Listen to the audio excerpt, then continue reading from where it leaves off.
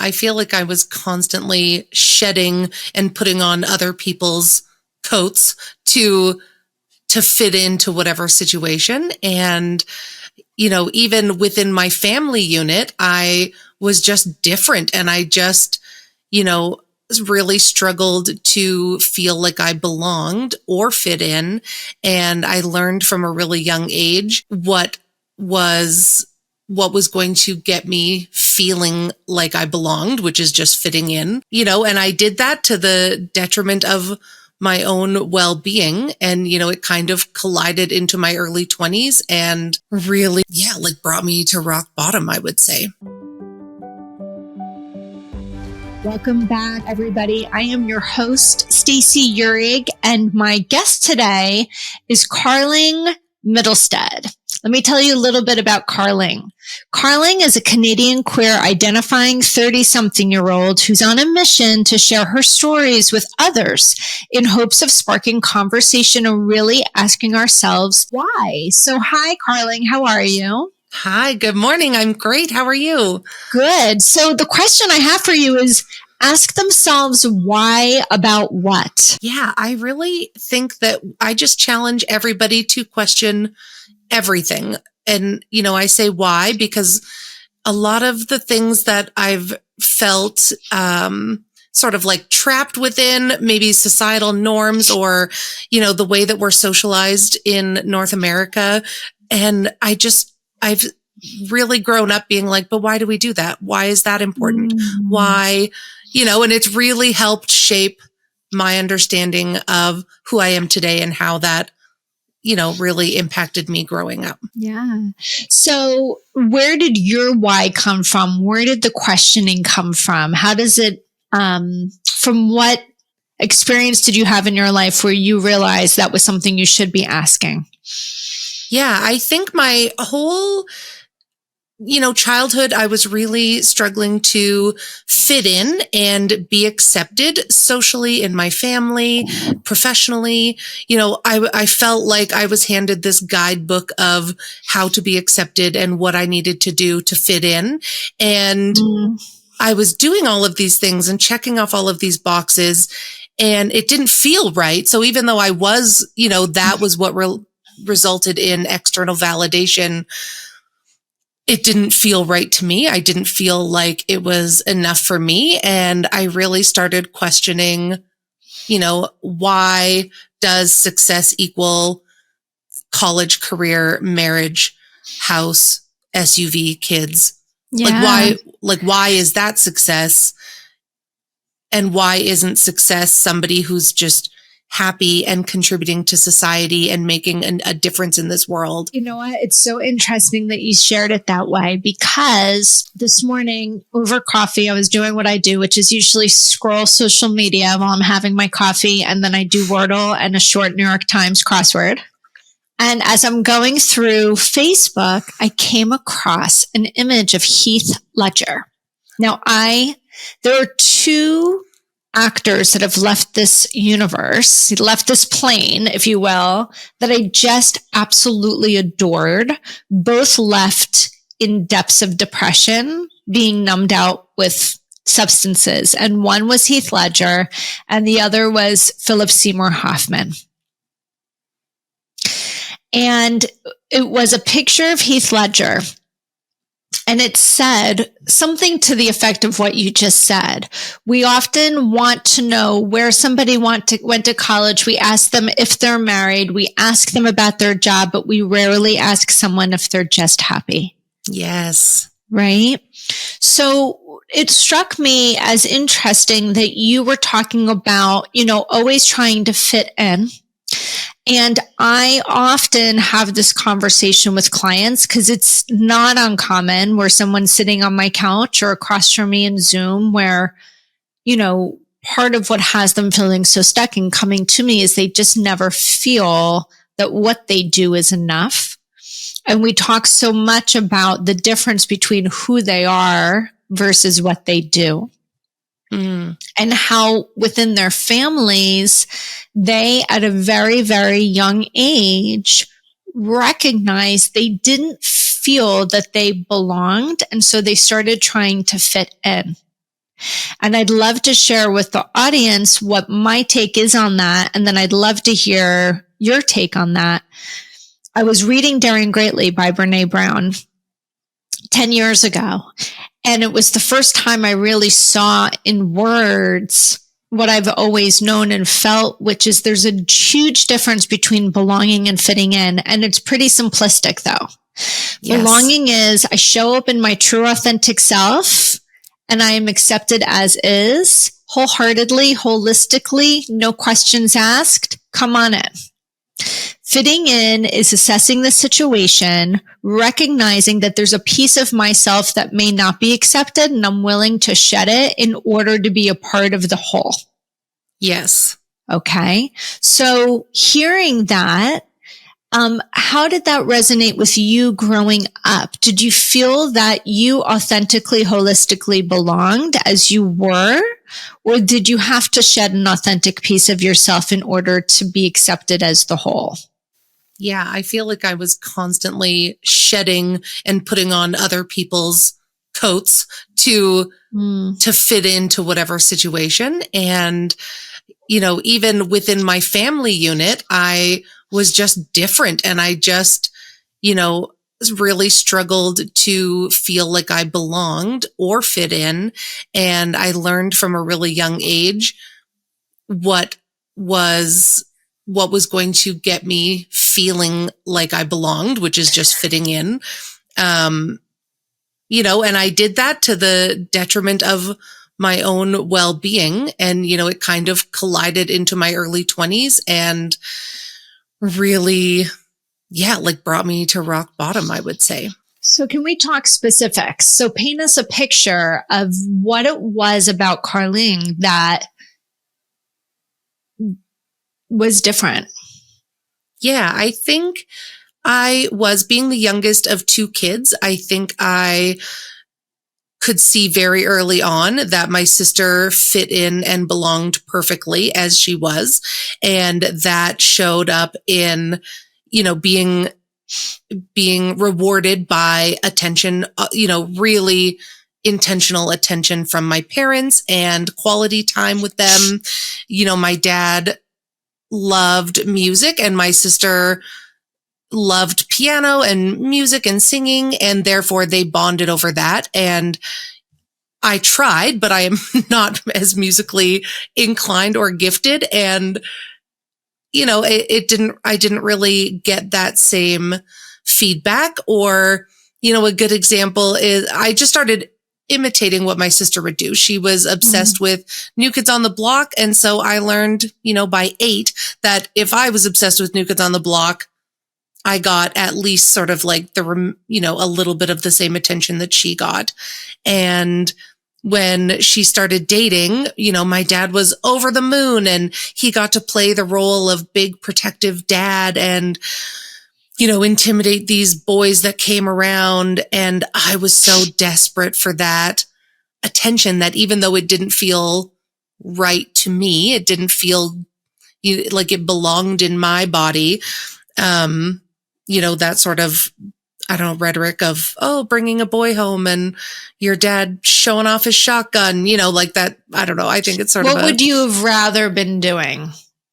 Yeah, like literally anything. So, I mean, spoiler alert, I came out as a lesbian. So at what age did you come out to your family? Yeah, so it wasn't until, you know, thinking back, I was born in 83. So, you know, just to paint a picture, the type of representation I had in media, in schools, in everyday life, like there were no gay people. Queer did not exist except for on the stage of Jerry Springer. And the queer folks that were on Jerry Springer were gimmicky and villainized. And, you know, they were sort of like caricatures of this like weird, dramatic scenarios. And so when I was 14, I got my first job at a restaurant and I met AJ, who was a, you know, I think in today's world, you'd probably call them non-binary, tomboy, lesbian. And that was really the first time in my life that I got this, earth-shattering butterflies, bolt of lightning every time she looked at me. And I was like, oh, this is what, my sister and all my friends are feeling when they talk about boys. I was just mimicking it. I was just pretending because I didn't know. And I just assumed everybody was faking it. And yeah, once I realized that, I was like, oh, so this is what queer could be. It doesn't have to be what is on Jerry Springer. Did you even have that language? No, there was nothing. Right. So what did you think? I think this is kind of interesting. 80s. Well, maybe at that time, early 90s, right? You're born in 83. You're living in Canada at the time? Yeah. And what part of Canada? In Western Canada.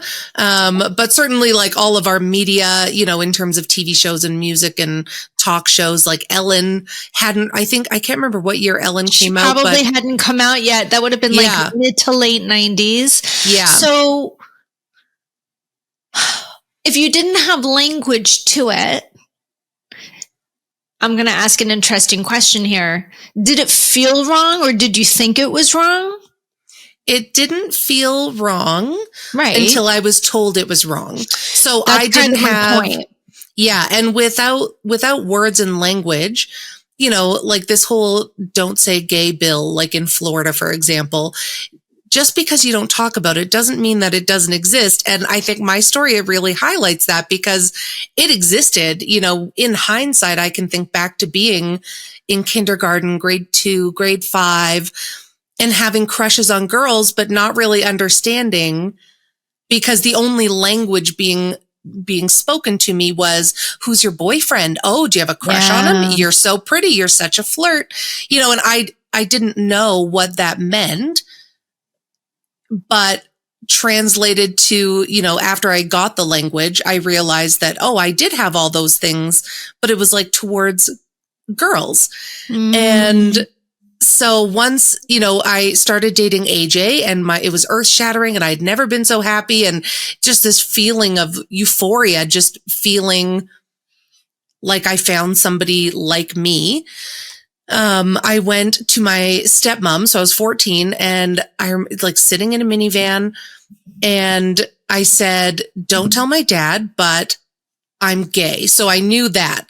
Okay. So how did you know that? Was that language that had been shared with you by AJ, or how did you, because really think about it. The internet's not really what it is now. There's no TikTok. There's no Instagram, where everybody's starting to get exposure to things that they may not have a language to, but they're curious. So where did you come up with that language?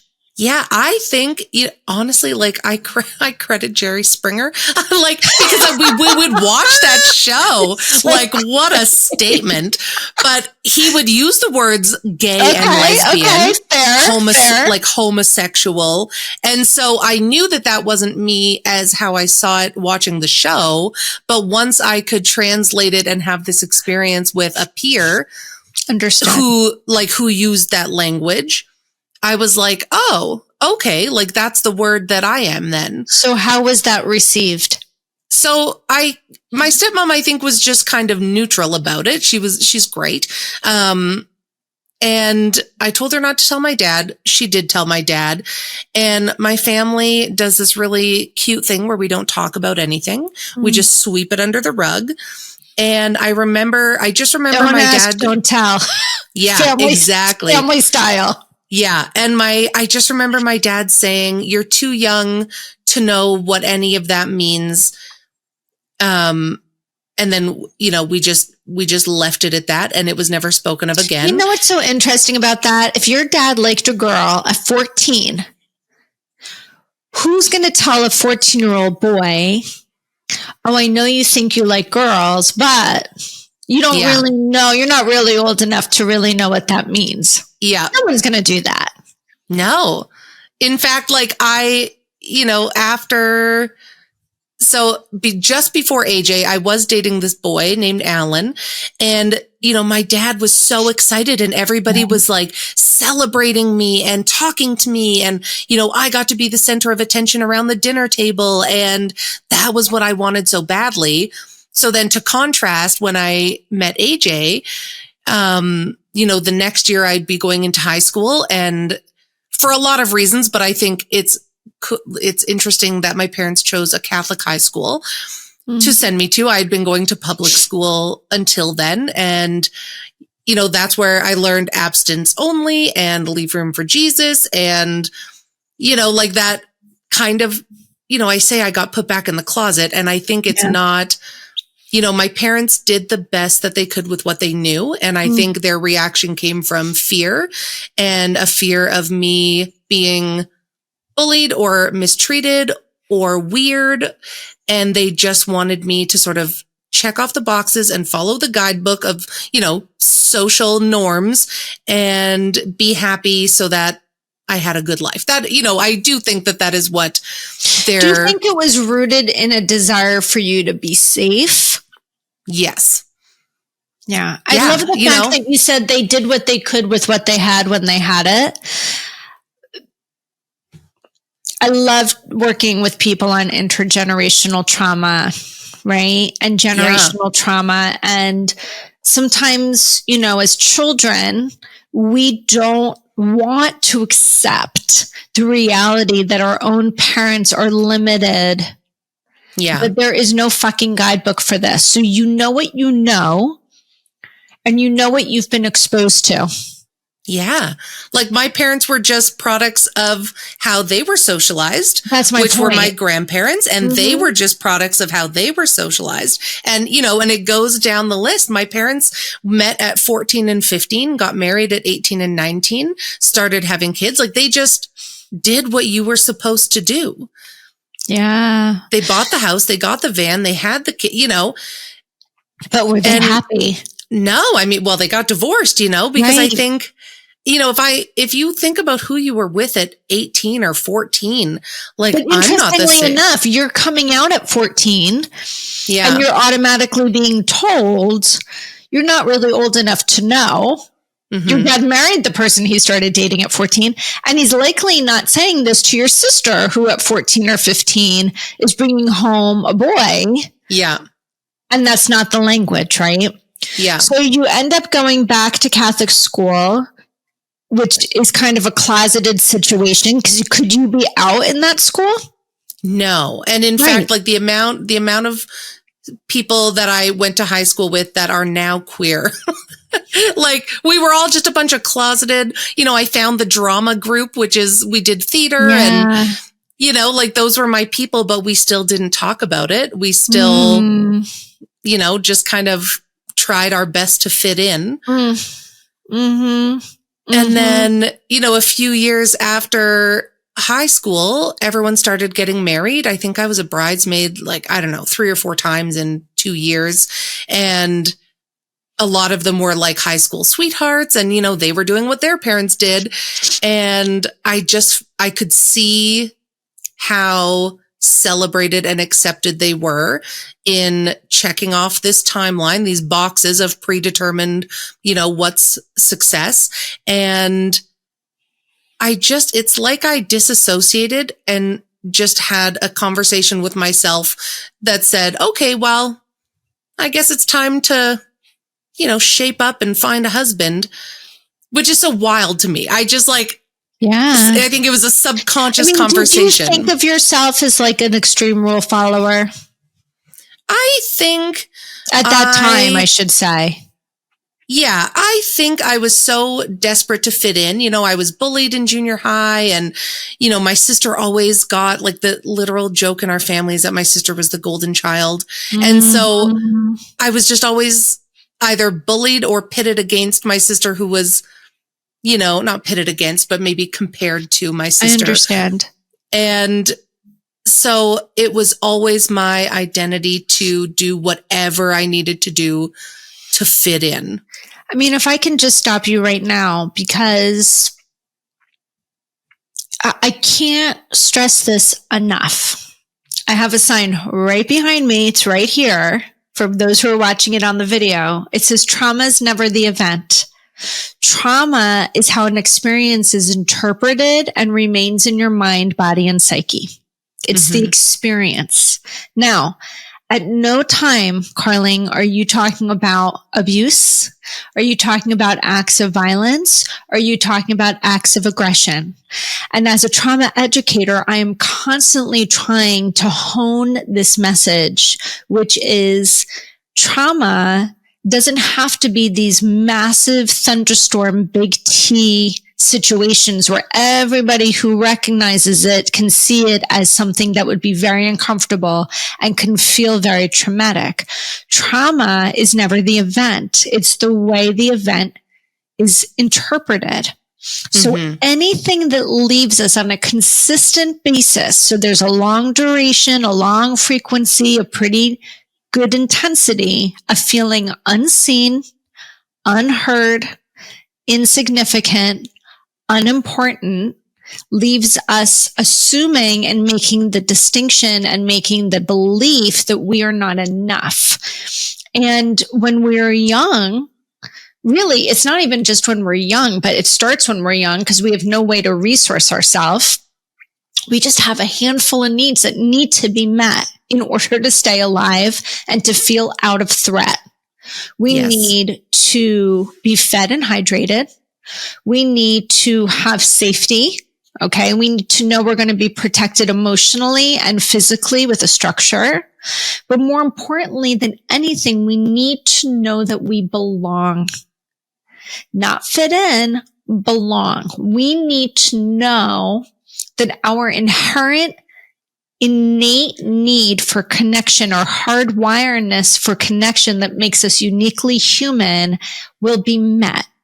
And the moment we feel it's not being met, there is a little signal in your amygdala that's going to go on that feels like a threat to your being. Yeah. So here you are in a scenario where I've been hearing you say over and over and over is not feeling like you fit, not even feeling like you belong. You don't even feel like you fit in, right? No matter how you shapeshift and no matter what you shed, it still doesn't feel right. It's like you're trying to put a peg into a square. It's just not going to work. But you don't want anybody to know that. So you're playing a role, but it's bullshit. Yeah. So you spend the first 18 years of your life like this? Do you end up going to college and saying, whoa, whole other life here? Yeah, I think college is different in Canada. I think we're less often likely to go away, and have that like dorm experience. Okay. So I went to university. I put myself through university, lived on my own. But really, the friendships and the circles that I had were really through high school. And so I continued to just be in that, heteronormative circle. And, I was starting to realize that all my couple friends were getting married and going on double dates and planning weddings. And when you're the single friend, you kind of start to get left behind a little bit. And so, it was, early into the 2000s, internet dating was a thing now. And there's no apps, there's no iPhones, but I joined an online dating and, I think I ended up meeting somebody who was really narcissistic and abusive. And I was ripe for the picking. I was insecure and desperate to fit in and desperate to be seen, lonely, desperate to be seen. Yeah. And I was still mimicking these social behaviors of, maybe damsel in distress or, I think that we sort of socialize girls to be malleable, to be, grateful to find. I was going to say reliant on someone picking us. Yeah. Yes. Right. How sick is that? Yeah. Like, oh my God, you like me? Great. I'm in. Yeah. And I think it was a perfect storm. The guy that I ended up like matching with and meeting, did not failed to inform me that he had a criminal record of stalking and harassing women. And so he was a serial, I don't know if anybody listened to or watched the Dirty John story. There's a podcast, that was literally my story. I watched it and was sick about it because he really wooed he was a con, and he knew how to make my parents love him and my sister love him. And, everybody was just raving about him. And for the first time I was, my dad was calling me to ask how he was and planning to go golfing with him. And we got invited for family dinners, and we were on double dates and couples parties. And, that rush of serotonin, or just that whatever, I don't know if there's an acceptance hormone, but what we're talking about, it's this, I finally belong, right? Because again, we don't have that language of belonging and fitting in. It's just, I am now being brought to the table. I'm now part of the inner group. I'm even within your own family, right? And as you're saying this, I would say especially within my own family. I just want to vomit for you. Can I just say that? Because it makes me so highly uncomfortable for you, because I'm sure there was a part of you that was very addicted to the rush of I'm being accepted, which could have allowed you to ignore any toxic dysfunction that you were experiencing in the solo part of your relationship. Yeah, it's very easy to excuse, and I think the way that abusers often work, narcissists who are experts at this, is, I sort of joke that if he had punched me on the first date, there wouldn't have been a second date. I wasn't that, naive, but it's a very slow and calculated dance. And so, he very quickly infiltrated my family and friends, started to weed out anybody who was a little bit suspicious of him. And so I was left with all these people who were also blinded by him and who loved him. And therefore I know I didn't feel safe to disclose I'm a little worried about this, or this behavior seemed weird. Dance. And it's so important that people hear this. It's coercive control. It is a psychological manipulation. And it is done the way it is done, and this is my subspecialty, is narcissistic abuse. So the way that it is done is so covert and so soft is the way I want to use it, and so slow, the drip, that you don't recognize it's happening until you're fully in it.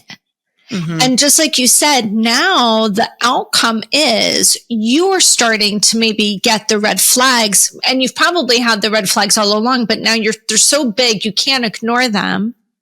But now you're going to be the crazy person because nobody else is seeing it, because part of that control dynamic and the abuse dynamic and the manipulation dynamic is that they have picked up all this support along the way, and it's been intentional.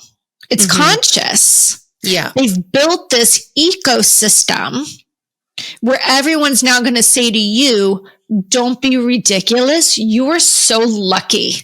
What are you, crazy? You can't, there's nothing, please.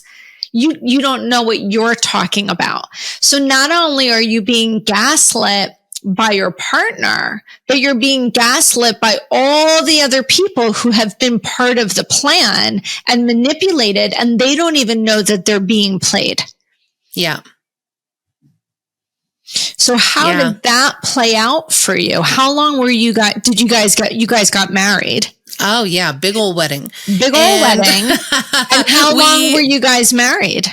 I like to say, he really pushed the relationship along so fast. Of course he did. And had me commit to things that getting into a mortgage or moving in together or getting a dog together, and then he would level up his abuse because, you were too wedded in. I was too wedded in, and like, I was like, oh, like, yeah, he, was talking to other girls online, or yeah, he was crossing some physical boundaries, but we bought a house. Like, how am I going to get out of this? It's better work through it. I'm so glad we're talking about this. This is so a part of the cycle. And I had one gal say to me once, it was like I was in a chess match, but I didn't know I was in it. And then when I realized I was in it, I realized he was playing with like a very sharp samurai sword and I had a plastic fork. Yeah. Yeah. Like, so unprepared. Yeah. And so, and contrast that with nothing really felt right. I was kind of faking it, like sexually, romantically, all these things, but I just thought everybody was, because that's what we do. And then he proposed in a very public way in front of thousands of people. So manipulative. Like, no one's going to say no. And then I talk about this sort of, like example of, as soon as you're engaged, as soon as that ring goes on the finger, nobody asked me if it's what I wanted. They just assumed, and it's like a self-propelled train. They put us on it and everybody rushed us to the altar. Like, by the end of that weekend, we had a venue. Our parents gave us money. Parties were being planned.